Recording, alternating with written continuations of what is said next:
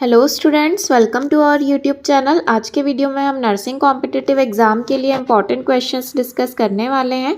यदि आप हमारे चैनल पर नए हैं और आपने हमारा चैनल सब्सक्राइब नहीं किया है तो प्लीज़ रेड बटन पर क्लिक कर लीजिए और हमारा चैनल सब्सक्राइब कर लीजिए। और यदि आप MPNHM के लिए जो स्टाफ नर्स के लिए प्रीवियस ईयर क्वेश्चन पेपर की PDF परचेज करना चाहते हैं तो कॉन्टैक्ट नंबर आपको डिस्क्रिप्शन बॉक्स में मिल जाएगा, वहाँ पर कॉन्टैक्ट करके आप PDF परचेज कर सकते हैं। चलिए तो हम क्वेश्चंस डिस्कस कर लेते हैं। जैसे कि आप देख सकते हैं यहाँ पर पूछा गया है packed RBC can be stored up to. यहाँ पर पूछा गया है कि जो RBC है, पैक्ड RBC जो रहती हैं उन्हें जो है हम कब तक स्टोर करके रख सकते हैं। Option number A is 14 days, option number B is 21 days, option number C is 30 days and option number D is 42 days. तो यहाँ पर हमें बताना है कि जो पैक्ड रेड ब्लड सेल्स होती हैं उन्हें कितने दिन तक स्टोर करके रखा जा सकता है।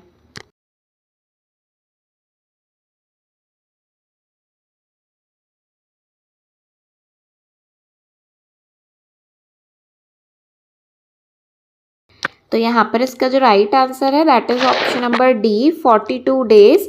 यदि रेंज में देखा जाए तो जो पैक्ड रेड ब्लड सेल्स होती हैं उनकी शेल्फ लाइफ 21 से लेके 49 डेज तक रहती है और ये डिपेंड करता है कि कौन सा एडिटिव सॉल्यूशन उसमें मिलाया गया है प्रिजर्वेशन के लिए।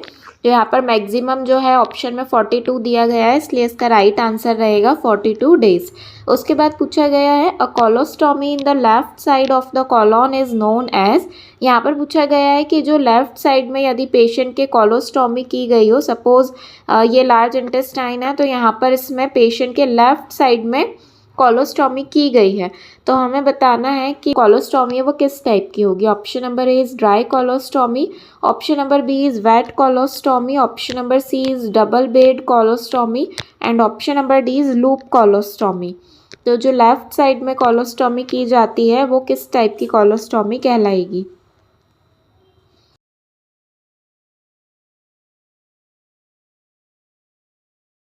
तो यहाँ पर इसका जो राइट आंसर है that is option number a dry colostomy. जो लार्ज इंटेस्टाइन में यहाँ पर जो लेफ्ट साइड में जो कंटेंट रहता है वो ड्राई कंटेंट रहता है, क्योंकि यहाँ पर जो स्मॉल इंटेस्टाइन से जो आता है वो वेट कंटेंट रहता है और यहाँ तक आते आते सारा जो है ड्राई कंटेंट हो जाता है, तो इसलिए जो लेफ्ट साइड में कोलोस्टॉमी की जाती है वहाँ पर ड्राई कोलोस्टॉमी होती है। उसी तरीके से यहाँ पर राइट साइड का पूछा गया है a colostomy in the right side of the colon is known as. यदि राइट साइड में कोलोस्टॉमी की गई है तो वो कौन सी कोलोस्टॉमी कहलाएगी। Option number A is dry colostomy, option number B is wet colostomy, option number C is double barrel colostomy and option number D is loop colostomy. तो यहाँ पर राइट साइड का पूछा गया है।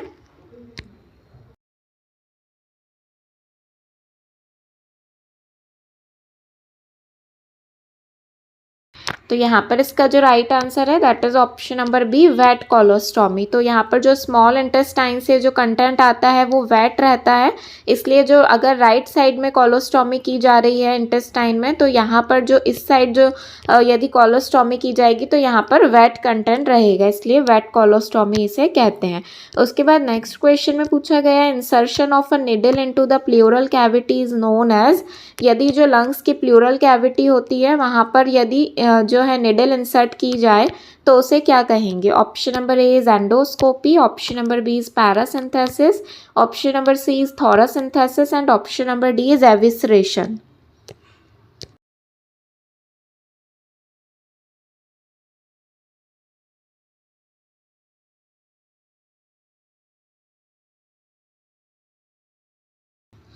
तो यहाँ पर इसका जो राइट आंसर है that is option number C thoracentesis. यदि प्लूरल कैविटी में निडल इंसर्ट की जा रही है तो उसे थोरासिंथेसिस की प्रोसीजर कहा जाता है। उसके बाद पूछा गया है recording of electrical activity of skeletal muscle is known as. यहाँ पर पूछा गया है यदि जो हमारे स्केलेटल मसल्स होते हैं उनकी इलेक्ट्रिकल एक्टिविटी को रिकॉर्ड किया जाए तो उस प्रोसीजर को क्या कहेंगे। Option number A is electromyography, option number B is electroencephalography, option number C is electrocardiography and option number D is electroconvulsive therapy.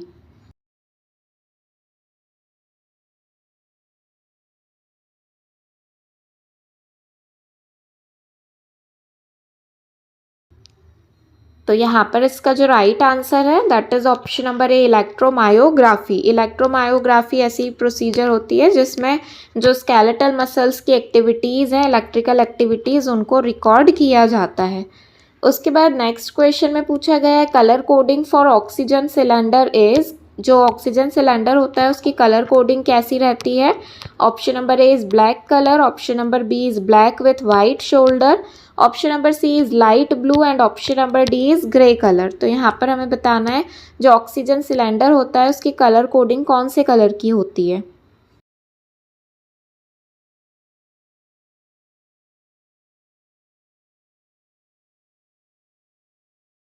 यहाँ पर इसका जो राइट आंसर है that is option number B black with white shoulder. ये जो oxygen cylinder होता है उसका कलर ब्लैक एंड वाइट रहता है। ऊपर का टॉप जो रहेगा वो वाइट रहता है और नीचे का जो सिलेंडर रहता है वो ब्लैक कलर का रहता है। उसके बाद क्वेश्चन में पूछा गया है in which of the following conditions is oxygen therapy not indicated. यहाँ पर पूछा गया ऐसी कौन सी कंडीशन है जिसमें ऑक्सीजन थेरेपी इंडिकेट नहीं की जाती है। Option number A is drowning, option number B is chest injury, option number C is poisoning and option number D is normal uncomplicated labour.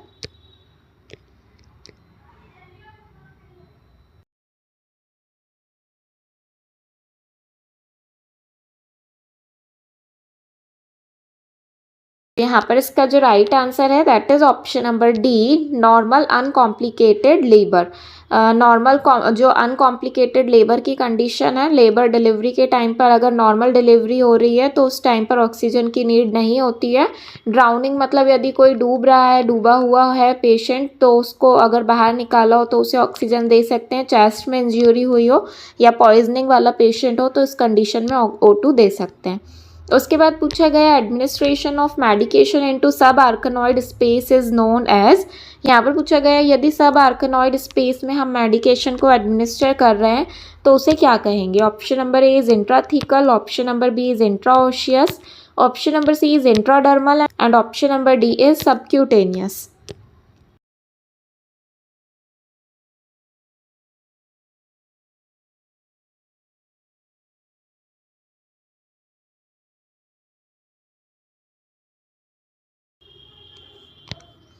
तो यहाँ पर इसका जो राइट आंसर है that is option number A intrathecal.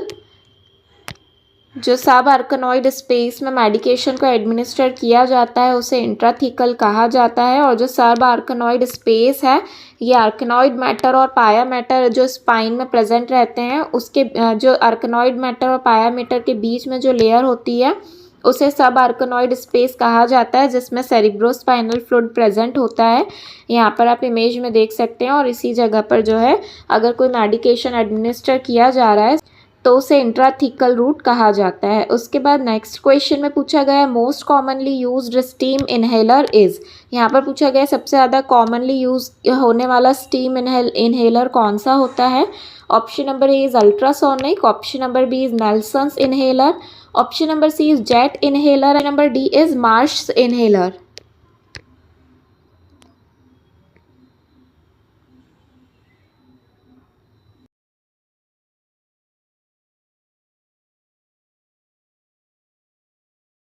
यहाँ पर इसका जो राइट आंसर है that is option number B Nelson's inhaler जो होता है ये मोस्ट कॉमनली यूज़ किया जाने वाला इनहेलर है।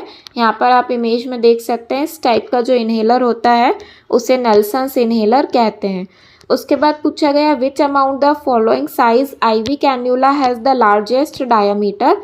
यहाँ पर पूछा गया है कि जो सबसे लार्जेस्ट डायामीटर वाला कौन सा आईवी कैन्यूला होता है जिसका जो डायामीटर है, यहाँ पर ये जो सरकमफेरेंस रहता है इसे ही डायामीटर कहा जाता है। तो हमें बताना है कि लार्जेस्ट डायामीटर कौन से गेज के कैन्यूला का रहता है। Option number A 16 gauge cannula, option number B is 18 gauge cannula, option number C is 20 gauge cannula and option number D is 22 gauge cannula.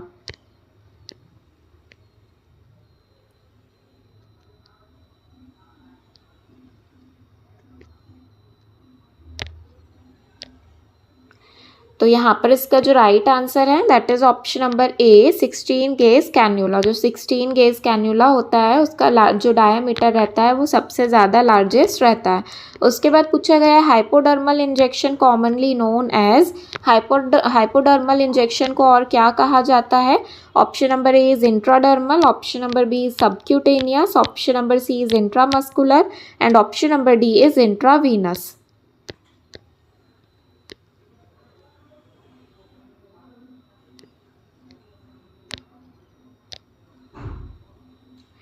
तो यहाँ पर इसका जो राइट आंसर है that is option number B subcutaneous. जो subcutaneous layer होती है इसे ही हाइपोडर्मल लेयर भी कहा जाता है और यदि हम सबक्यूटेनियस लेयर में जो है इंजेक्शन एडमिनिस्टर कर रहे हैं तो उसे सबक्यूटेनियस या फिर हाइपोडर्मल जो है इंजेक्शन कहा जाएगा।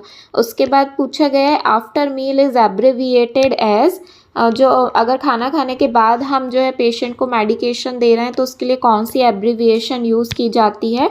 Option number A is PRN, option number B is PM, option number C is PC and option number D is HS।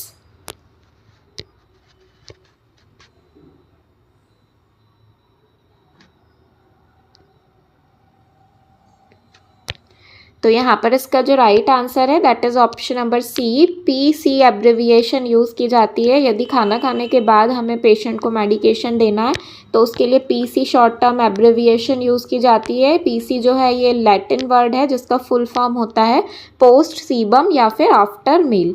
उसके बाद HS का यहाँ पर फुल फॉर्म पूछा गया है। इसका पूछा गया है कि जो HS मतलब कब देना है हमें ये medication. Option number A is before meal, option number B is after meal, option number C is early morning and option number D is at bed time.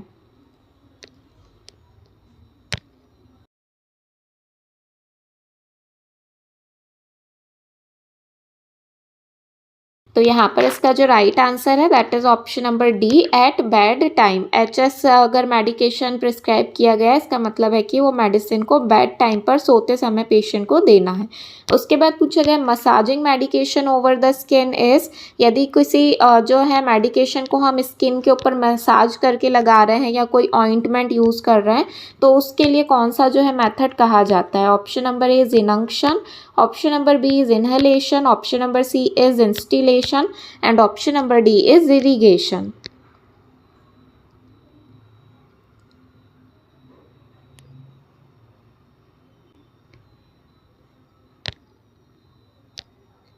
तो यहाँ पर इसका जो राइट आंसर है that is option number A inunction. Inunction medication अगर हम skin के ऊपर मेडिकेशन अप्लाई कर रहे हैं मसाज कर रहे हैं तो उसके लिए जो टर्म यूज़ की जाती है that is option number A inunction. फिर उसके बाद नेक्स्ट क्वेश्चन में पूछा गया है which of the following is the reason for intradermal injection to be used for testing allergic reactions. यहाँ पर पूछा गया है कि हम इंट्राडर्मल इंजेक्शन ही क्यों यूज़ करते हैं एलर्जिक रिएक्शन को टेस्ट करने के लिए। Option number A is it is less painful क्योंकि ये लेस पेनफुल होती है, या फिर option number B it is easy to administer, इसे हम ईजिली एडमिनिस्टर कर सकते हैं। Option number C is it diffuses rapidly, rapidly diffuse हो जाती है, या फिर option number D it diffuses slowly, या फिर ये स्लोली डिफ्यूज़ होती है।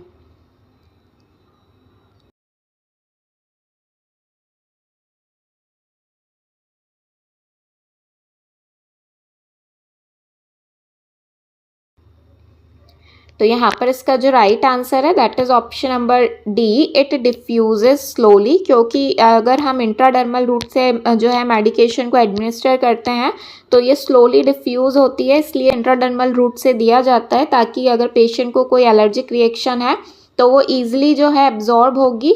It is given through an intradermal route as the blood supply in this layer is less which delays absorption, क्योंकि जो इंट्राडर्मल लेयर होती है वहाँ पर ब्लड सप्लाई जो है वो लेस होती है जिसके कारण इसका एब्जॉर्प्शन है वो धीरे धीरे होता है, इसलिए अगर इसका रिएक्शन होगा भी पेशेंट को तो वो सडनली नहीं होगा। फिर उसके बाद नेक्स्ट क्वेश्चन में पूछा गया है the preferred site for intramuscular injection with Z-Trach technique is an adult is. यहाँ पर पूछा गया है कि यदि इंट्रामस्कुलर इंजेक्शन पेशेंट को देना है तो उसके लिए कौन सी प्रिफर्ड साइट रहेगी यदि Z-Trach टेक्निक से हम किसी एडल्ट को इंट्रामस्कुलर इंजेक्शन एडमिनिस्टर कर रहे हैं तब। Option number A is deltoid, option number B is rectus femoris, option number C is ventrogluteal and option number D is vastus लेटरालिस।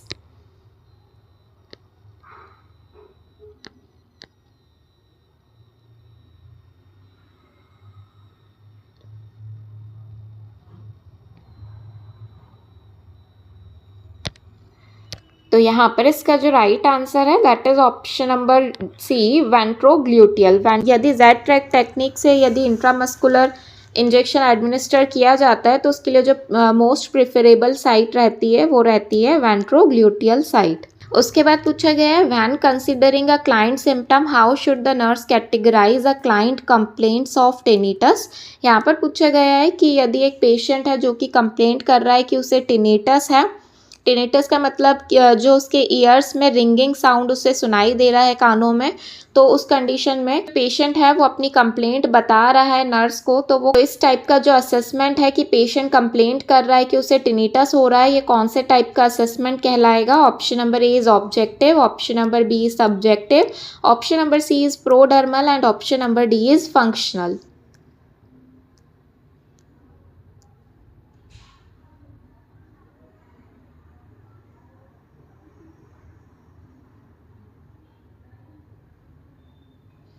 इसका जो राइट आंसर है that is option number B subjective. Subjective data में जो patient है, अगर patient अपनी complaint हमें बता रहा है तो वो सब्जेक्टिव जो है सब्जेक्टिव डेटा कहलाता है। एंड ऑब्जेक्टिव डेटा वो डेटा होता है जो कि हम ऑब्जर्व करते हैं अपने पेशेंट में। उसके बाद पूछा गया है history collection and physical examination of a client will help the nurse इन। यहाँ पर पूछा गया है कि जो हिस्ट्री कलेक्शन और फिजिकल एग्जामिनेशन करते हैं हम पेशेंट का, वो नर्स को किस चीज़ में हेल्प करता है। Option number A is evaluation the therapy, therapy का एवेल्यूएशन करने में। Option number B is health teaching, option number C is assessment and option number D is nursing diagnosis and collaborative problem. Nursing diagnosis करने में और जो भी problems हैं उन कोलैबोरेटिव प्रॉब्लम्स हैं उन्हें आइडेंटिफाई करने में।